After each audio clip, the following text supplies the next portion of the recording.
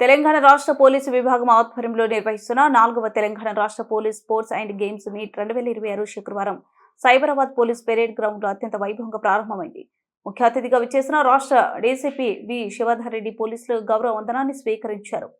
అనంతరం Cyberabad CP doctor M Ramesh క్రీడా జ్యోతిని అందించగా డీసీపీ దానిని వెలిగించి పోటీలను అధికారికంగా ప్రారంభించారు.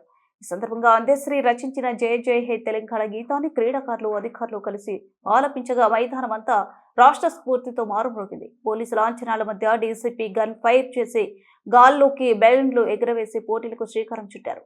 ఈ సందర్భంగా డీసీపీ బి శివధర్ రెడ్డి మాట్లాడుతూ ముందుగా కార్యక్రమానికి హాజరైన వారందరినీ అభినందించారు.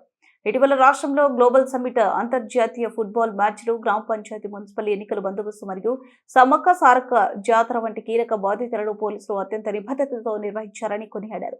పోలీసుల శాంతి భద్రతల పరిరక్షణలో నిత్యం బిజీగా ఉన్నప్పటికీ సిబ్బంది క్రీడల్లో పాల్గొనడం వారిలో నూతన ఉత్సాహాన్ని నింపుతుందన్నారు. పోలీసుల వ్యాయామాన్ని నిత్య జీవితంలోనూ భాగం చేసుకోవాలన్నారు. క్రీడలు మనలోని నాయకత్వం లక్షణాలను తట్టి లేపడంతో పాటు టీమ్ స్పిరిట్, ఐకమత్యాన్ని పెంచుతాయన్నారు. క్రీడల్లో పాల్గొనేవారు శారీరకంగా, మానసికంగా దృఢంగా ఉంటారన్నారు. క్రీడలు మానసిక స్థైర్యాన్ని, ఆత్మవిశ్వాసాన్ని పెంచుతాయన్నారు. క్రీడల్లో పథకాలు సాధించడం కంటే కూడా మంచి స్నేహితులను సాధించడం గొప్ప అన్నారు. మహిళ పోలీసులు ప్రాతినిధ్యం ప్రతి విభాగంలోని పెరగాలని, ప్రతిభతో పాటు నాయకత్వ లక్షణాలను చాటుకోవాలని సూచించారు. గెలుపోటముల కంటే క్రీడా స్ఫూర్తి, ఐక్యత మరియు పరస్పర గౌరవం ముఖ్యమని, ఇదే స్ఫూర్తిని వృత్తిలోనూ ప్రదర్శించాలని పిలుపునిచ్చారు. Cyberabad CP doctor M Ramesh మాట్లాడుతూ రాష్ట్ర వ్యాప్తంగా 33 జిల్లాల నుండి 2532 మంది క్రీడాకారులు పాల్గొనడం గర్వకారణమని, ఇందులో 300 మంది మహిళా క్రీడాకారులు ఉండటం విశేషమన్నారు.